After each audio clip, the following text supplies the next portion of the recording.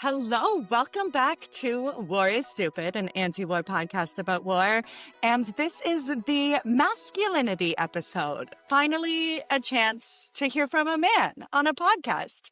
So many of the world's problems are because of men, but it's because they're the main characters of the world. Always have been. So please welcome our first ever male guest on War is Stupid, an anti-war podcast about war. He is the host of the Vanquished podcast, which is a podcast about presidential losers. Please welcome Freddy G. So happy to be here representing men. I think I'm the bare minimum of masculine energy. So it's a nice, good way to dip your toe into the manosphere. Exactly. It's oozing from the hair follicles on your face. Yeah. Like I'm getting strong masculine vibes. I'm Canadian, and Canadian masculinity is very tied up with hockey culture, and I like hockey because it's a good balance. It's both brutal and graceful at the same time. Like it's fun watching hockey, and when the men are punching each other, and then knowing that like, oh, these dudes could figure skate if they wanted to, if they just had different blades on their skates. They have the skills, they have the balance, they have the glute muscles. What does American masculinity mean to you? I think it's often war. Yeah. Yes, exactly. Like I can't skate, but I played a lot of Call of Duty. You know what I mean? Yeah, that's even if you're not able to be in war, we've got the video games, we've got the movies, we've got even the rap lyrics. Yeah, there's ample opportunities for everyone to LARP. So was your childhood, it was LARPing American military, or did you have the privilege of going to Jewish summer camp and LARPing the Israeli military? Because that was my exposure. That I would say mostly American. I went to Jewish summer camps. I don't think they were that hardcore, and I think I stopped before high school. So I think like Camp Ruach when you're 8, they weren't trying to get me into the army. But then maybe when I was in high school, I'm not the guy you want to recruit. You know what I mean? Like I'm scared of getting on a pair of skates. Like I tried rollerblading, I had a panic attack. So you're not a great candidate. Exactly. That brings us to my first fun fact. So political and state violence is often, boys will be boys, much like sexual violence. We're told that no, like war is just the natural way of life. How else are people supposed to solve problems? What else are people supposed to do? And so Sigmund Freud, he said that violence is a characteristic of the entire animal kingdom, and including humans. And he says violence derives from a death drive, which is a psychological impulse to destruction in every human being. And like, can you imagine the first time he said that out loud? Like, do you think people were like, maybe that's just a you thing, man? Because I personally could be because I'm a woman, but I feel like I have an anti-death drive. Like I am so terrified of accidentally killing someone that like I live in New York, so I don't drive. Like it is so easy to kill someone these days. Like, do you have the Freudian death drive? I don't, but yes, in America, American men want to die in the most violent way possible. Often they'll just shoot themselves with a gun, like suicide. But a lot of people are like, I don't want to just take me out. I want to go out in a mass shooting. Like even I remember reading about like Columbine, and like those guys just wanted to kill themselves, and they were like, well, we got to do something violent first. And even we have like death by cop, like, okay, well, death by cop's like, okay, no one else is going to die, but at least like go out in like a violent way. So yeah, right? American men have that death drive with the violence. And they call women drama queens when suicidal men are like, no, let's make a show. Let's turn it into a big production. Like call it, like you guys are way more dramatic than we are. Cause like we have the decency to kill ourselves and only ourselves, I believe. Yeah, men are very, very dramatic. Sports is drama for men. Wrestling. Yeah, wrestling is also, it's men's soap operas, but there's got to be violence in them. Yeah, I'm not the first to say this, but people have like made the direct connection with wrestling being drag shows for men.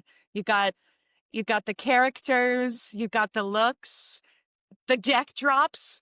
Like, isn't that like a wrestling move where you stand on the ring and do a death drop down? Do they do that in drag also? I've never really watched Yes. that much drag.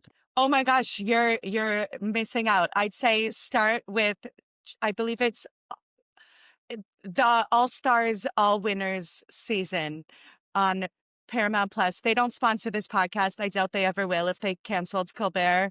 But I can stand firmly behind the RuPaul's Drag Race All Stars All Winners season. That's at your tapas plate to get the best of the best.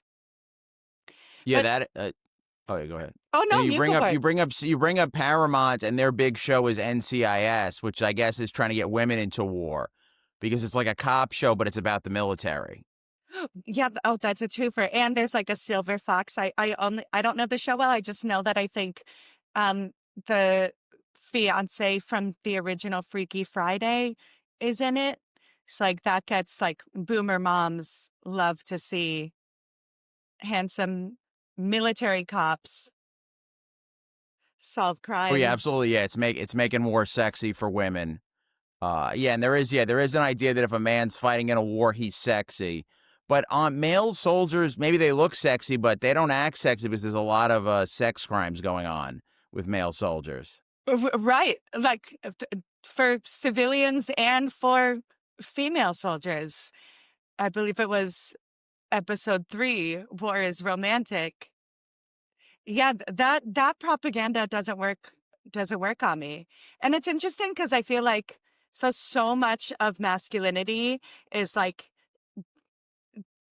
there's like a paradox about what makes men attractive to women, which is like emotional intelligence, compassion, showers, smells good, is not what makes men attractive to other men. And like the manosphere and Trumpist masculinity is all about impressing men, which makes them disgusting to women. And then they complain about being lonely and taking out on women by taking away their rights. So like as a man, like would you literally rather restructure society so women have to get married to get credit cards or take a shower? Oh, I'll take a shower. Yeah, I enjoy a good time to think. Yeah, yeah, love the shower, and yeah, it is crazy with all that stuff. A lot of this stuff is based on like in the olden days, you would need a lot of kids to farm and everything. So the women would have to start having kids young. Like in the Roman Empire, women would get in trouble if they didn't have kids by 20. So we had to make a lot of people to farm. And now we're past that. We have plenty of food, but we're still like the manosphere is still trying to convince us that we need to all settle down and pop a bunch of kids out for farm labor as if it's the 1800s. Right. So it was a labor issue that then they turned into they tried to romanticize. Yeah, absolutely. Yeah, it was just this. It was like an 8,000 year period. I'm getting real dorky for everybody, where Please, we needed that's a Yeah, we needed a lot of people to farm. You needed 90% of the people farming just to make enough food to feed everybody, especially because there was people up top who didn't work, who their job was just to like do violence to make you give them your grains. And we're still kind of stuck. We're still kind of stuck in that time period as well. Also, like another thing they needed more people is because a lot of the men would die in war. So you got to keep making babies for farm labor because if you lose a bunch of guys in war, there's less people to work the farms.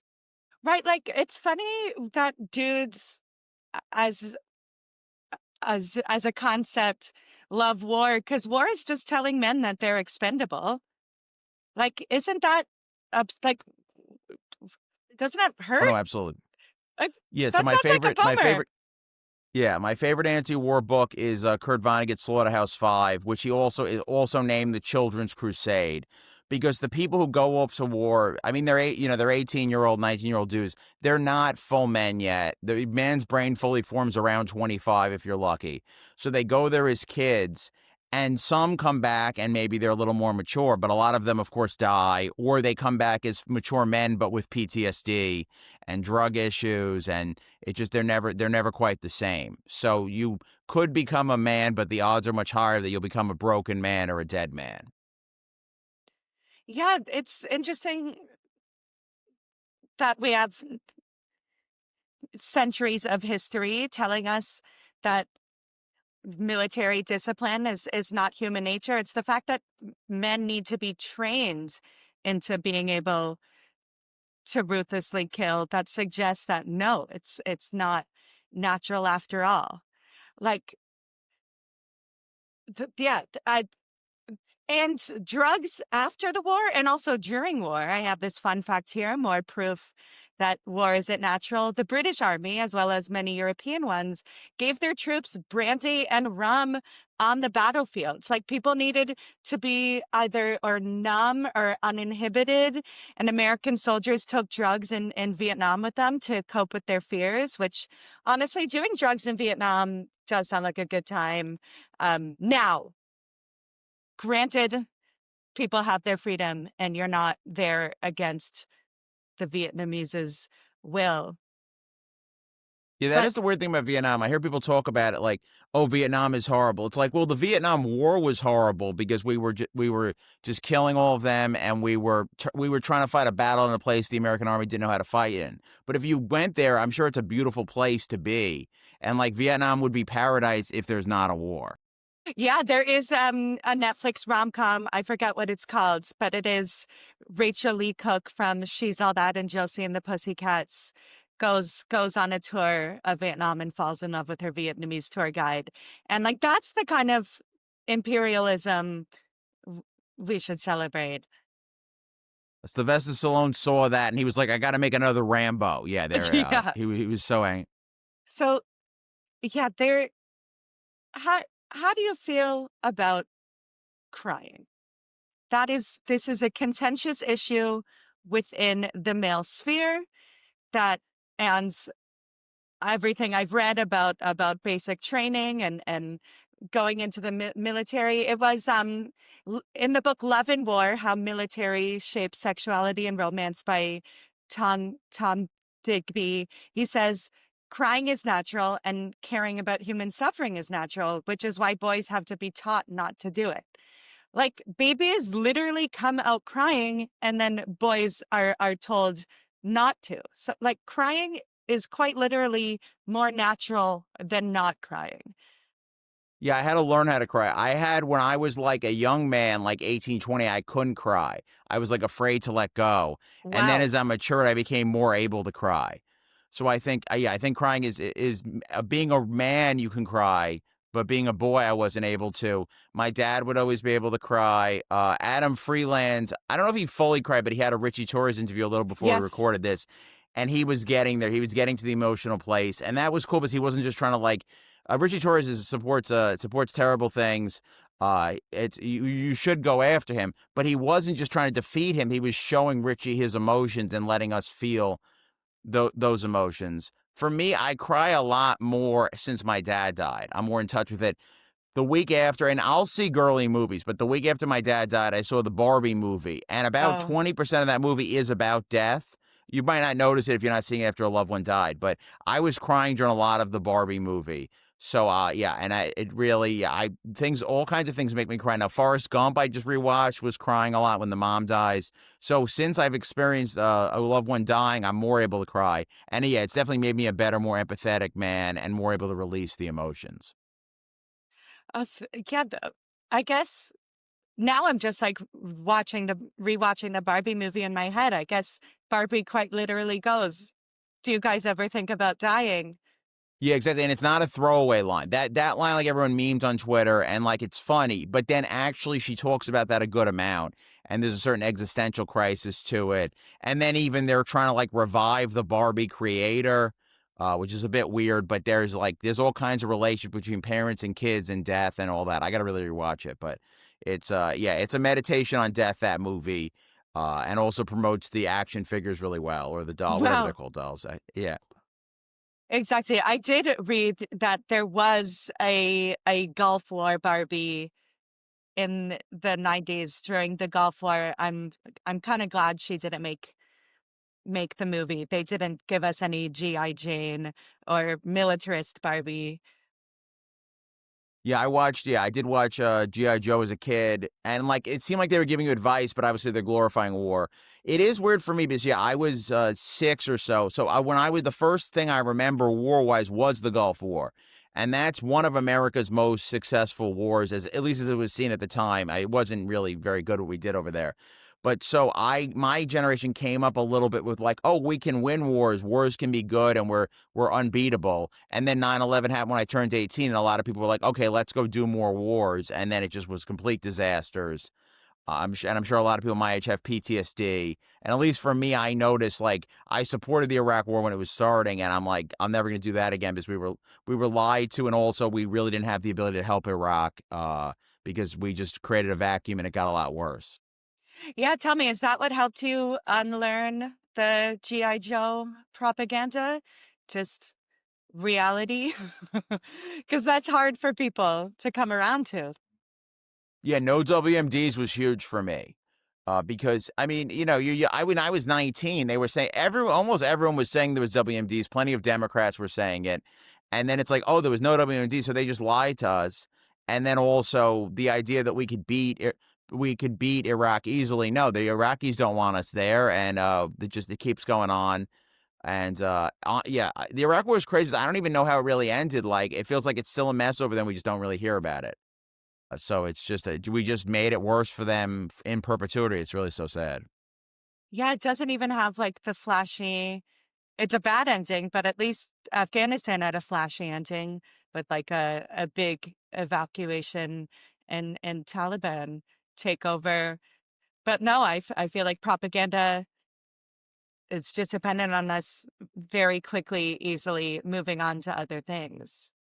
Yeah, exactly. Yeah, there was points in like '06, '07 when America was doing horrible things in Iraq, and like no one was really talking about it. And there isn't even like a movie about it. Like Vietnam people accept is bad because the people who were there, like Oliver Stone, were allowed to make movies about how brutal it was.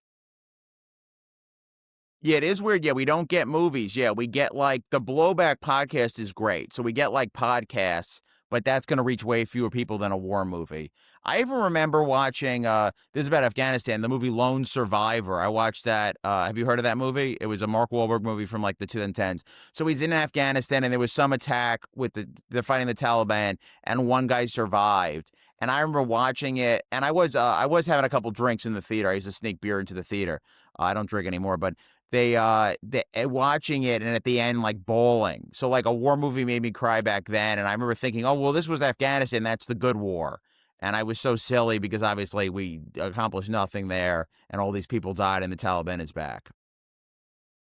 We're going to take things further back in time than 2000, 2001. So we have Sigmund Freud saying that violence is endemic. He also said that people wanted to fuck their moms, so take it with a grain of salt.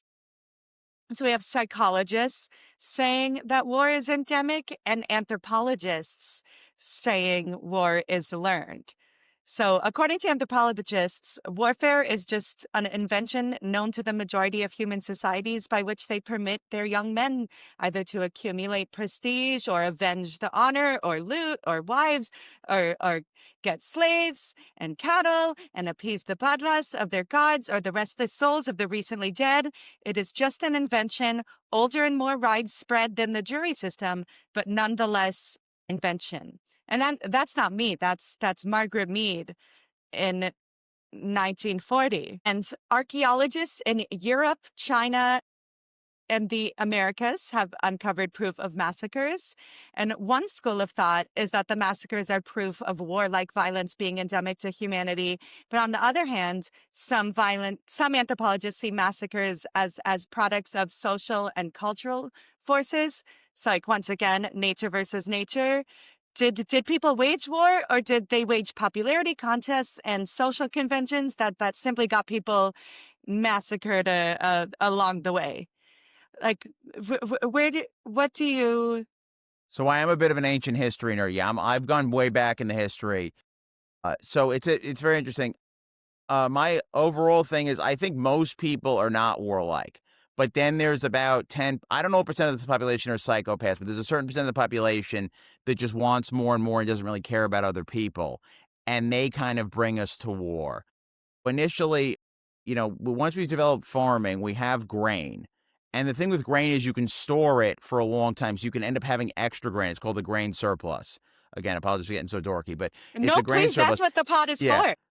So the grain surplus is kind of everything with society. It's you have extra grain, and it's great. You can feed yourself for a long time. If there's no farming, if there's no good weather, you got grain. But then a guy realizes, well, I can take everyone's grain and become the rich guy that everyone worships. And that's kind of where kings come from and generals, and that's where war comes from. People fighting over that grain surplus. And the issue with war is that once there's a certain percent of the population that's strong and making war, how do you defeat them without your own war or your own at least defense? So you then create this thing where we're all kind of fighting each other over resources. And it is very tricky. Ideally, you can defeat violence with nonviolence by not having the violence never start. But once there's a guy with like horses and bows and arrows or swords or whatever coming to take your grain, how do you defeat him in a nonviolent way if he's not open to reason? Yeah, and then maybe this is where human nature comes in. That yeah, you just need the one psychopath who's able to say, no, the surplus needs to be bigger. Yeah, I never think the majority of the population really wanted war, maybe with mass media now, but it's usually just the people at the top who are going to benefit. When you read these wars, like if a historical figure is called the Great, they probably killed a lot of people and did a lot of wars. And rarely did that benefit trickle down. Shakespeare did a play, Henry V. Henry V almost conquers France for England. But I remember reading a book about him, and it's like he wasn't helping the regular people. He was just like taking all the resources of the country to go conquer France for his own glory. It was never going to trickle down. That's the thing. Yeah, war overall is trickle down economics, and it doesn't actually trickle. The only thing that trickles down is the deaths are more for the people in the middle class or the working class who have to be soldiers. What's your favorite war in ancient times? Not favorite in that it was good that it happened, but favorite in that it's interesting to read about. Alexander the Great is awesome because he's honestly the guy who people think Jesus is. He's the Ooh, guy from Europe who conquered the Middle East and Asia and whatever, and brought European culture to the Middle East. So he's the guy who created that whole world that then people kind of say is united by Jesus. Also, it's really cool. He didn't know India existed. He thought like the end of the world was like Persia, which is Iran, Iraq, whatever. And he then discovered parts of India just so he could conquer it. And he even probably could have conquered China, but he didn't know China existed, which is the opposite of me. I know yeah. China exists, but cannot conquer it. And the only reason he stops conquering is because his men do a sit-down strike, and they say, no, we got to go back. And then he stops conquering. But he was just willing to discover the whole world and conquer it at the same time. And it is an incredible story. It's not good. He's not a good person. It wasn't helping anybody, but it is just an incredible story of conquering more of the world than you knew about. But that is an incredible story about a labor strike, that the power Yeah. of the people to just say, to refuse. Like, I didn't know that Alexander the Great had the original refuseniks. Yeah, yeah, exactly. Yeah, because the thing is, he was a good general or whatever, at least for the time, but he couldn't do anything without his men. Yeah, right. Without an army, is Alexander the Great is Alexander literally just some guy? But yeah, exactly. He's also a nepo baby. So his dad conquered all the Greek city-states for him and then died mysteriously. This guy, Philip of Macedon. So Alexander the Great, like most historical figures, is a nepo baby. Wait, shit, do we think that Alexander the Great killed his dad in order to... There's talk of it. With these things, it's like I don't know if you could ever find out. I don't, like, we'd have to like dig up the body. I don't know where Philip of Macedon's buried, but there's always things. A lot of historical figures, you don't know how they died. Like Attila the Hun is like succeeding, and then all of a sudden he's just dead after a wedding. Alexander the Great, similar, like he has a party and he wakes up and dies. Like there's always potential for poisoning. Philip of Macedon too. I like to think that Stalin was poisoned because he's such like a guy who like killed people, and like he's such a guy to get poisoned. But every account says it was just a stroke. But I like to think of, I like to think about historical figures getting poisoned, and yeah, Alexander's dad was suspicious. Yeah, so JFK's head didn't just do that. Oh no, Yeah. That's one of my favorite t-shirts. But good t-shirts sponsor the podcast. that is, I do have the thing with the JFK. Yeah, I mean, I don't know who did it or whatever. I mean, I'm definitely open to someone, the government, the CIA, whatever. I do worry with our presidents that because they're guarded by the Secret Service. They're kind of almost a Secret Service possession. They're not like out doing their own thing. If there's some kind of idea that if I go against the military industrial complex too hard, what happened to JFK will happen to me. I do that always just make me scared about this country, that the president is not necessarily really that independent of the security state. Yeah, right. Who's really in charge? Because yeah, he's not, there's no point in which he's away. The people who guard your life, like you're dependent on them. Yeah, you're only as powerful as you are protected. So you mentioned Stalin, which is a good seg. So historically, leftists blame capitalist imperialism for war, while capitalist imperialists blame nature. That's their excuse. So this is cool. British socialists Ellen Wilkinson and Edward Conzy wrote in their 1935 pamphlet, Why War? The capitalist imperialism produces war as inevitably as an explosion of oxygen and hydrogen produces water. So as an ancient history buff, this is interesting because Marxist analysis has been used to explain ancient wars in which people invaded territory to secure slaves to build their economy. Marxists also explains the Aztec tradition of using war captives as human sacrifices in order to flex the power of the ruling class. There are also Marxist explanations for civil war, where economic class interests directly clash, such as the American Civil War between slavers and industrialists, and then the Russian Revolution as as the civil war between the proletariat and the bourgeoisie. As a leftist podcast host, do you vibe with that Oh yeah, interpretation? absolutely. Yeah, absolutely. Yeah, it is classes fighting. Yeah, I am a bit of a Soviet Union skeptic. And then I don't, because I read a lot of the history, as a history guy, when you read about it, it's never like going well. You're never like, oh, I wish I lived in the Soviet Union during this Yeah. year.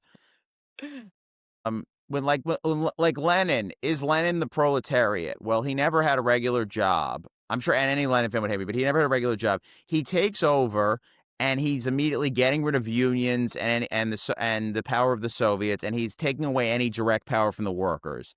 And then he is having his government go to the farms and take their extra grain. So it is kind of similar to the grain surplus of what I was saying with the Kings. So Lenin, in many ways, he's doing a lot of dictatorial things that I feel like it's bureaucrats dictating, but I don't know that it's really what the working class would have wanted.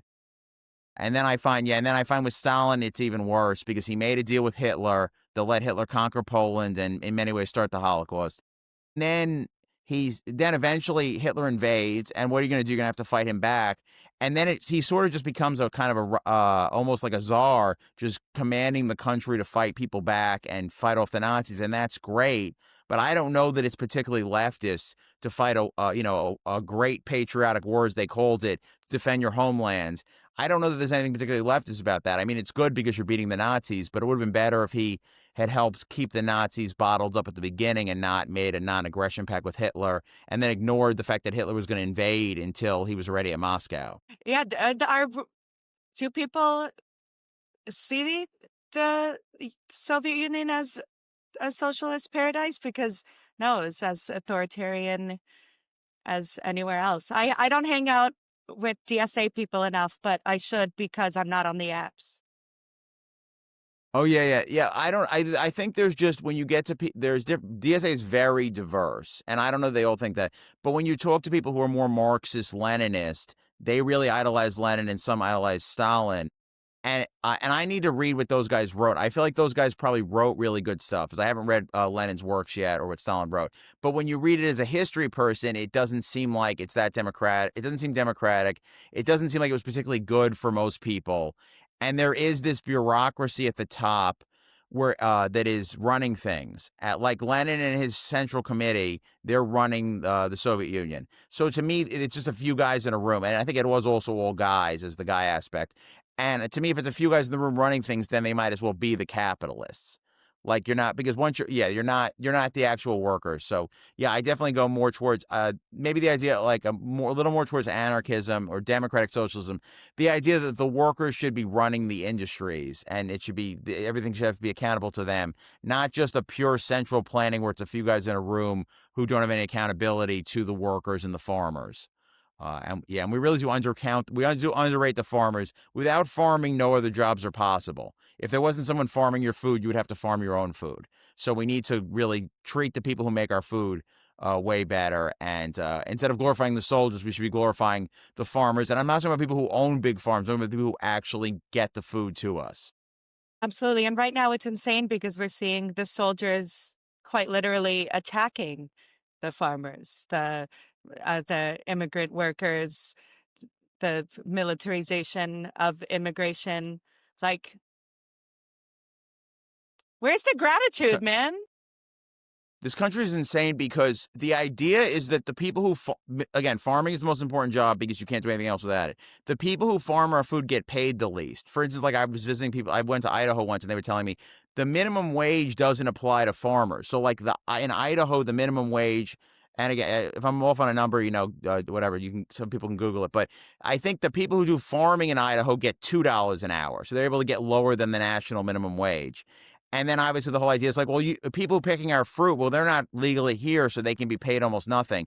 But again, that's the most important job. So we've so isolated ourselves from what really feeds us, and instead we're glorifying people doing war or people CEOs and people just making these decisions to make more profit versus the people who are feeding us. They should be paid, if not the most, at least a very good living wage. Yeah, Jesus, right. Like everything people think is true about militarist masculinity, like hard labor, like that's what farm work is. Like farm work, yeah, like the farmers are who Pete Hegseth thinks he is when he's getting his boost doing chin-ups. He's Like the so scary farmers, because oh yeah. Oh, go ahead, sir. or just no, the farmers actually develop the upper body strength. Oh we need to make the farmers sexy again. Pete is just crazy because of the Crusader tattoos, Oh because my that's God, the yeah. original Christian war against Islam, and it's purely prejudice. And the Crusades also, when they would run into Jews, they would massacre them. So they were very much the Nazis of their day. They existed about 1,000 years before the Nazis. But yeah, the crusade, any glorification of the Crusades are just such a bad thing, and not even well planned either, because they immediately fell apart because they had kingdoms in Jerusalem they had no ability to defend. So it's just a bunch of people died to hold Jerusalem for like 100 years. Yeah, and I yeah, we we were the collateral damage. And any holy war Absolutely. does not work out well for the Jews, even if it's us waging it. I reckon the holy war is fucking scary and unsuccessful. Yeah, like for Israel, they're not like they have all these. They probably have to call up all the reservists because they're doing whatever they're doing to Gaza, and it's like they're not set up that way. They're set up to like everyone working an IT job, and that's how they make money. And then instead, they're all like in a military footing. They can't be in that forever. It's gonna, there's no way that their economy is gonna work out. Right, yeah, it's quite literally unsustainable. So that's why, oh yeah, I was thinking, yeah, they're definitely going to summer camp next summer to try to recruit you if they need more American teens, because yeah, they don't have the manpower. So if Pete Hegseth isn't what peak masculinity looks like, Do you like who are there any good role models that are dudes? I mean, it's cliche. I'll say like a guy like Noam Chomsky's kind of amazing. I mean, he very well read, very prolific. He even had the thing. He's very non-hierarchical in that he would reply to everyone's email.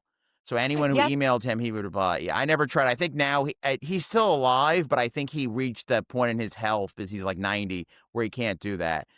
So yeah, so someone like him, very egalitarian, just sharing the info, and he's not saying that I'm the smartest guy. He's just the guy reading the information. He even says like you don't need to be that intelligent to understand it. I will say I don't have any heroes, especially not men, because there's always something. And I think I heard Epstein connections with Chomsky. So No. there definitely no one's above reproach, especially dudes, because anyone you idolize, there will be something you'll find out. So he could be an idol in his professional life, and his books have nothing to do with the dating and romance or any sexual stuff. So his books are very good, but then with the Epstein connection, I'm at least suspicious of that. So and it is really unfortunate, but you really can't idolize anybody. So you can separate the art from the artist in the case of Noam Chomsky. Everyone does the art, and I'm not saying we should forgive any of these guys. It's a lot easier when they're not alive, but everyone does art from the artist with one guy, and that's Michael Jackson. Because if Yes. Billie Jean comes on, everyone's nodding their head and loving it, and he was real bad to a bunch of boys. So everyone does it at least with him. So there's always gonna be some level of that, and it is much easier when the person's gone and can't profit off of it. That is true. That is like a nice loophole. I do have yeah, it's a war podcast, so I have like a don't ask, don't tell kind of approach to David Bowie. That's one that I deliberately haven't Googled. Are you still a hypocrite if you admit to it? But Let's Dance, much like Billie Jean, it just works. Songs just work, yeah. And the thing is, almost no song was made by a good person. So you're just gonna have to enjoy it. Yeah, like for instance, Taylor Swift. As a leftist, it's like, well, she's flying all the way around the world. She's a climate criminal, and that sounds bad. But then when I hear the music, I'm like, she is really the best possible version of her genre of music. So I get why people love her, and I love the music too. Yeah, what's your era? I will say I've just gotten into her music. I was slightly too old. So like my wife, me and I think she's for young millennials and below. So like my wife and I are in our 40s. So we weren't young when she was out. But now I'll listen to the hits. I might actually start going through her albums. I think I put on her first album that was on YouTube Music yesterday when I was preparing for this podcast. So I think I am trying to actually go through the whole thing, but I'm just getting into her. But I understand that she's really good at music. So I don't like them. If people are gonna hate her, don't hate on the music because it is good. Yeah, same. I don't identify as a Swiftie because like the barriers to entry, it's just too much. But I did. Life is just so much easier if you're like, fine. Like I like Taylor Swift. Just like submit. It just makes life more pleasant. And she's always giving content, giving the people something to talk about. Like the engagement to Travis Kelce that's a huge win for American masculinity, that she ends up with a football guy instead of like her like sad British twinks. No, Like he's I great. Yeah, because he's got that man. He's got the masculine vibe. He is an all time great football player. He's one of the top 5 or 10 ever in his position. He's won a bunch of Super Bowls, but he seems very nice. He doesn't really put out any racism or toxic stuff. So he seems like a very nice guy. But he's got the he's got the whole buff thing going on. So he does seem like a great example of a man. Again, you never know. So as far as I Yeah. know, yeah. So, but yeah, that is nice that he's not one of these. There's a lot of toxic football players. Even Aaron Rodgers, who looked like a more sensitive guy, then became crazy and anti-vax, and made everyone upset. Yeah, I think Travis Kelce's biggest red flag is that his Instagram handle is still Killa Trav. Like it was so funny to in that engagement announcement that's like collab with Killa Trav. Every white dude wants to be a rapper. So I think you know what I mean. Like, yeah, I'm sure he can't rap for anything. I can't really either, but we all want to be. And yeah, and I guess also the thing is when you're a successful athlete, no one tells you have to change your handle. Yeah. But that was definitely supposed to be a rap account when he, like, started it, and then, it's like, "Well, no, I'm good at football." That's so fun. See, okay, is that the like instead of a Freudian death drive, is there like a Freudian rap drive within every human? I think there is. I realize, yeah, rap is so pro-war. Like, for instance, like Eminem was specifically against the Iraq War, but he's still putting out songs about soldiers. So many rap songs were glorifying being a soldier. Now they're maybe talking about in gangs, you know, in the in the hood, whatever. But it is still a lot of rap was pushing me to be a soldier, and it's like, well, a soldier just takes orders. Like that's not really, yeah, you know. So and the big thing with soldiers is they're manly, like they're strong, but they give up their decision making power. You have to follow orders. I'm not giving the just following orders excuse, but as a soldier, if you don't follow orders, you're not going to be a soldier anymore. So soldiers is masculinity without accountability and decision making, and that really is a problem. Oh yeah, that's a a great way of putting it. Like it's supposed to be empowering, but no, it's dehumanizing. Like you're no longer an individual, which is funny because like America is all about individualism, rugged individualism until it comes to the army. And then it's like, put on the uniform, don't ask questions. Like that sounds pretty communist to me. That is a good point. Yeah, the Army's very central planning. Yeah. But it's supposed to be like the essence of America when it functions uh, th- like the USSR, with or without Yeah, the it's very poison. Yeah, that's the problem is that we could have a more communal society. Like you, if like you could run, you don't need one person who's in like the president. You could have like a council that makes the big decisions, and then other people who actually like do the, you know, things are delegated for them to do stuff. But the reason we have like one leader is from war. In war, I guess having one general being in charge keeps everyone on the same page. So our governments are based on war, the hierarchies, the single leader, all that kind of stuff. Even like obviously the job of president, the first one was Washington, and the job was literally created for him. He was sitting there as they created it, and he was the president of the Constitutional Convention. So a lot of it, the reason why we have these top down governments is a lot based on war and needing to be able to run a war. Right. And that used to be the way to build to get into positions of power until now it's you host a reality show to get elected. Like who was you, since you run a presidential history podcast, was it or I guess Bush was in the National Guard or at least pretended to be? Like is he the last soldier president? I would say so. Yeah. Oh, so the way it worked is when we were winning wars, if you win a war, you can become president. So there's George Washington. Then there's a few with, there's a one guy with, there's a Zachary Taylor after the Mexican American War. There's after the Civil War Grant, etc. There's a bunch of won wars, Teddy Roosevelt, Eisenhower, associated with winning wars. We haven't won a war in a very long time. Colin Powell probably could have been president after the Gulf War because that's a war we won, and he was the guy who was probably going to run. But since then, we're not winning wars. The people who served in the losing wars are not benefited. So, yeah, actually, so George W. Bush, he was in the Texas Air National Guard, so he was in Texas during the Vietnam War. And actually, the two guys he beat both went to Vietnam. Al Gore went only as a reporter. He was another rich kid. And then John Kerry went, he was also a rich kid, but John Kerry went and actually like was in combat. And then George Bush beats both of them. And in the campaigns, he actually seems more manly and more ready for war than two dudes who actually went to Vietnam. Well, yeah, John Kerry's an interesting historical figure. Often that's like seen as a two roads diverged moment because it was interesting because he spoke out about atrocities in Vietnam, at the Winter Soldier hearings and stuff, and testified before Congress, but he didn't run as an anti-war candidate during the war, right? Like, what? How did he, as a Vietnam vet, explain the Iraq War while running for president? That was the problem, is that he had voted for the war. Now, maybe he said he was lied to about WMDs. And then he's running as, well, if you don't like the war, vote for me. But what I'm actually going to probably do is add more troops to win it. So he had a very much thing of like I was for the war before I was against it, and then also I'm still going to escalate it. I'm not going to undo it. There were candidates, actually Al Sharpton and Dennis Kucinich. They were both running, and they were saying, well, if we give up our claim on Iraq's oil, we could pull out completely. And everyone else was like, they're never going to let us do that. You're crazy.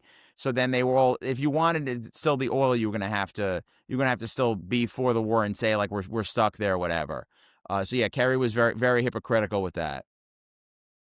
Yeah, do you think he could have won had he straight up said like, or ridden on his anti-Vietnam bona fides, or was that I think, everyone was still rah rah 3 years after 9/11? oh no, yeah, I think people were not that into that war at that point. I mean, it was a little bit 50-50, but I think he could have gotten the youth turnout harder if he was more anti-war.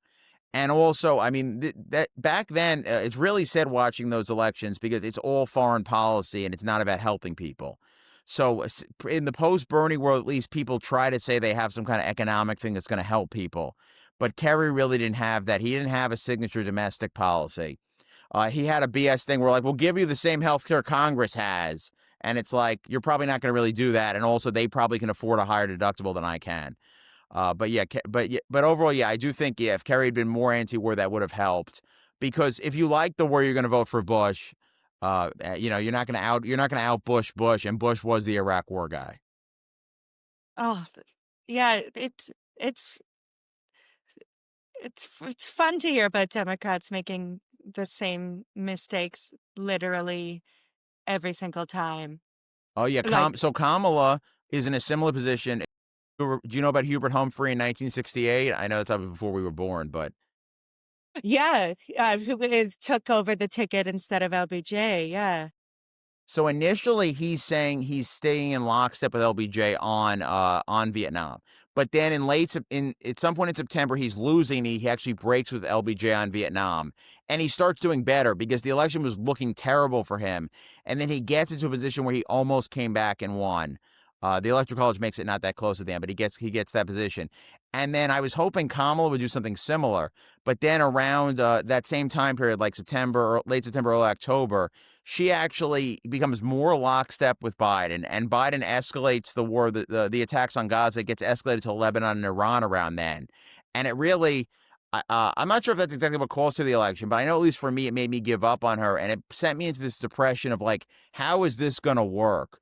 How are you going to just completely lie to us about war, and we're still going to vote for you? And I remember when she lost, I was upset that Trump won, but I did like feel better that it didn't work because it was so depressing, the idea that they could gaslight us and it would work.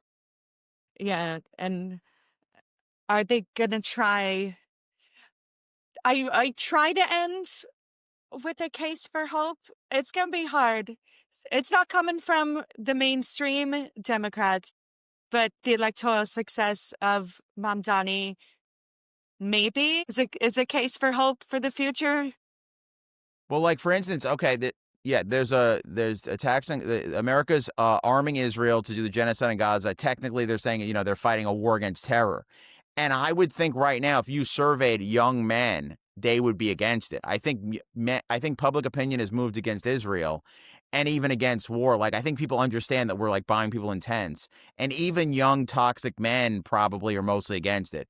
So if public opinion matters for our war policy, well, they've lost public opinion on Israel, and they've probably lost it on wars too. I don't think people are very excited about the idea of another war, even against Iran. I think people know that Iraq was bad, Afghanistan we lost. So I do think young men are not necessarily as supportive of new wars as they were in the past.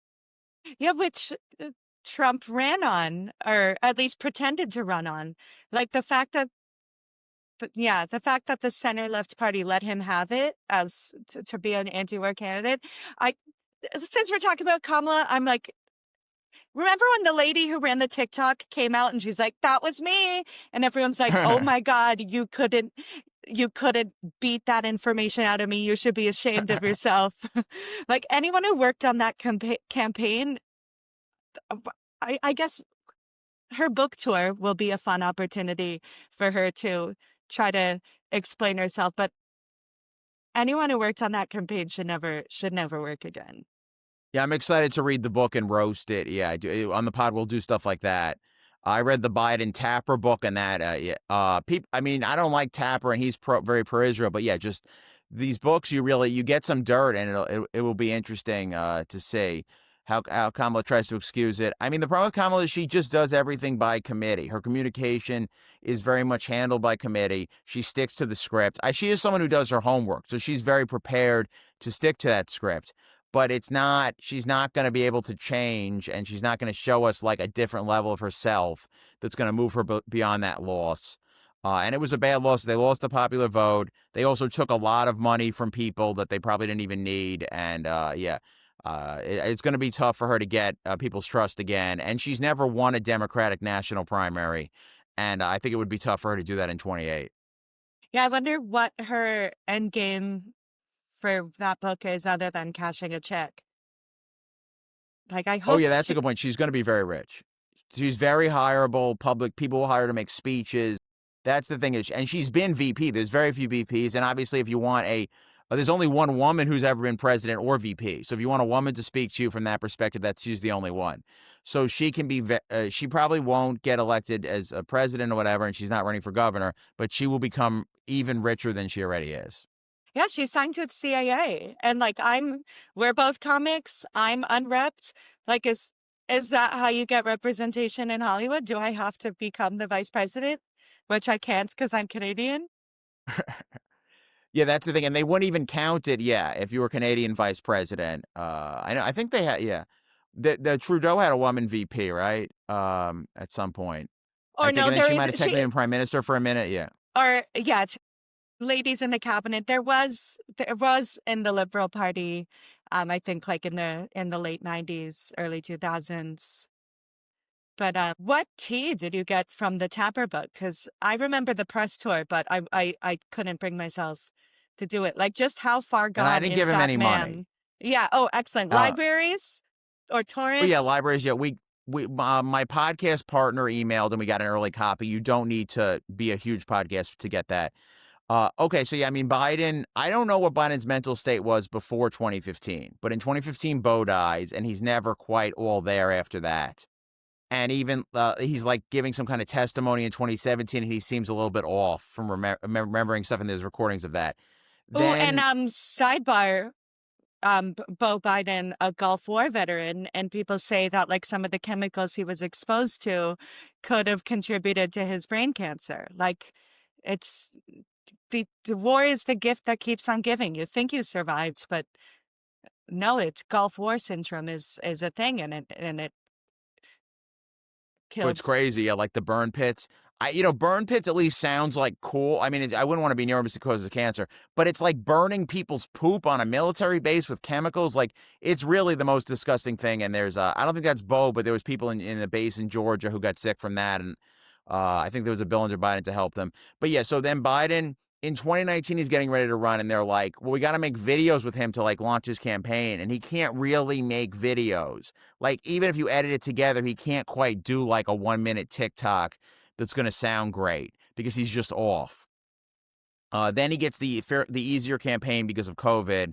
He's not great in the debates, but he's stronger in 2020 than he was in 2024, obviously. Then there's if evidence early. There's meetings about bills in 2021. He like kind of like sunsets during a meeting. Pelosi has to cover for him. And then by 23, 24, it's even worse. So every couple of years, he would get worse. And you can't even really hide it. Like, I think that's part of why Clooney came out against him is, oh, there's a funny thing. He's at some fundraiser with Clooney, and he doesn't remember who Clooney is. And Clooney's the Oh, most recognizable guy ever. yeah. So there That is, I yeah. So read there in is a thing. the. Yeah, I yeah. love how he took it personally and it changed history. Yeah. Yeah, exactly. So then but the thing is that he wasn't great even as early as 2015, but every couple of years he would get noticeably worse. And the team was just covering for him and covering for him. And it really wasn't right because there was basically 5 people running different parts of the country. Like, I think Anthony Blinken was basically the president for foreign policy, especially for stuff with Israel. And Biden maybe agreed with him in philosophy, but Biden wasn't day to day on it. And they were propping this guy up, and it's incredibly undemocratic, and it really does give you emperor has no clothes situation type things, and just gives you like old monarchies. Like, there's something just very wrong about it. And it was good to at least hear that from someone who's not naturally anti-Biden, to hear that really was going on. So, as an expert in presidential losers, do you have any advice for listeners who want to become presidential winners? Like, what is the surefire? Is there a quick and easy way to digestively say this is how you can become president these days? I mean, I obviously, good policies that will help people is great. Make people think you're not going to take them into wars, and that you'll send it to the military and industrial complex. But honestly, people can learn a lot from George W. Bush, in that he knew who he was and he could speak in memorable sound bites, and that's super helpful. Similar like Zoran, oh, freeze the rent. That's Mhm. great. I remember when Cynthia Nixon ran against Cuomo for the governor, and I was excited and I voted for her. But she didn't have a slogan about fixing the subways or a slogan or anything she was going to do. People need a simple way to know what you stand for, and ideally something that's going to help them, not just like I'm with her was cool. It's cool that she's a woman, but like it's not a material thing. So simple slogans that have represent people's material interest and seeming like you know who you are, not like you're just trying to please everybody. Yeah, that's something Kamala absolutely flopped at. Yeah, she's not. I'm not really sure what her real personality is like.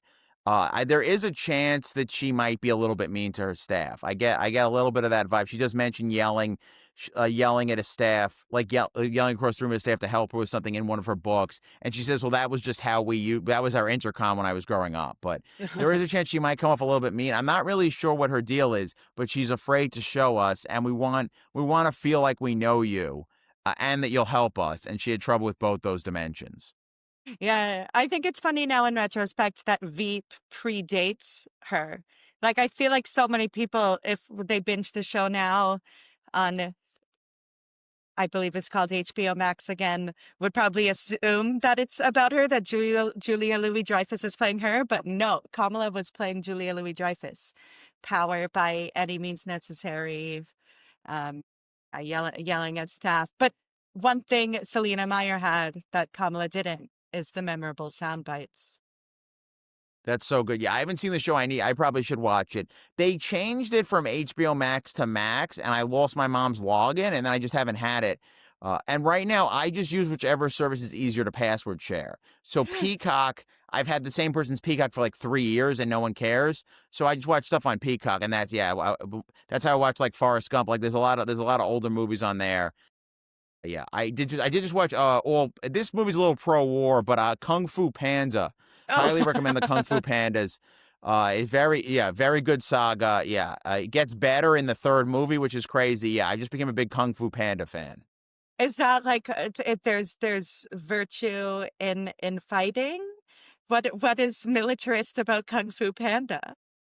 Well, I mean, he's all, yeah, I mean, he is fighting a bad guy. He defeats the bad guy through combat. And even in the third one, he kind of gets a panda army behind him. But he is only fighting because there's a guy who you have to fight off. He's never initiating the battle. Okay, so Kung Fu Panda engages exclusively in defensive warfare. Yeah. And Okay, that is so the thing. If there's a warlike guy coming after you, you do need to defend to some extent. Though ideally, you demilitarize as soon as you can. And he always does. He goes back to his adopted dad's noodle shop at the end of each movie and does not keep the combat going. oh, that's sweet. Okay, so he is a good male role model. Kung Fu Panda. Absolutely. Noam Chomsky, without reading too much into it, Kung Fu Panda, and Freddy G. Thank you for Oh, representing man. literal mankind. Oh, I'm proud. Yeah, they couldn't have picked anyone better. Yeah, so tell listeners where and how they can find you. Yeah, so I had Orange Freddy G on all the social media. I make a lot of vertical videos explaining stuff about Israel, Palestine, or history.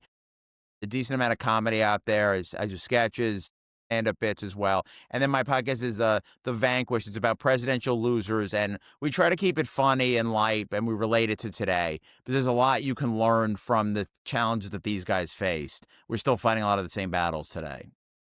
Yeah, and I'm excited for your Kamala book review. Oh, absolutely. Yeah, I can't. Yeah, can't wait. Yeah, again, I actually did enjoy her last Kamala's Ways, a really good book if you want to learn about her. But what was her book? I forgot what the name of her book is, but she wrote a book in 2019 that I really liked. She was able to keep it entertaining and even says fun things about meeting Doug. So her book actually was well written, even if I don't like her politics. That is sweet. The That's Truce We Hold. That was her book that she wrote. oh, that's a perfect platitude. That sounds straight out of Veep. I after we stop recording, I'll give you my sister's boyfriend's HBO Max. Shout out to my sister's Oh my boyfriend. Thank God. you so much for your password. Um, yeah, you're a huge part of my life and you mean the world to me. Aw. So thank you. We yeah, we know where to find you. And thank you so much for coming on War is Stupid, an anti-war podcast about war. Thank you. It was a pleasure. Thank you for listening and or watching War is Stupid, an anti-war podcast about war. Please subscribe, rate and review, tell your dads. We'll see you next time.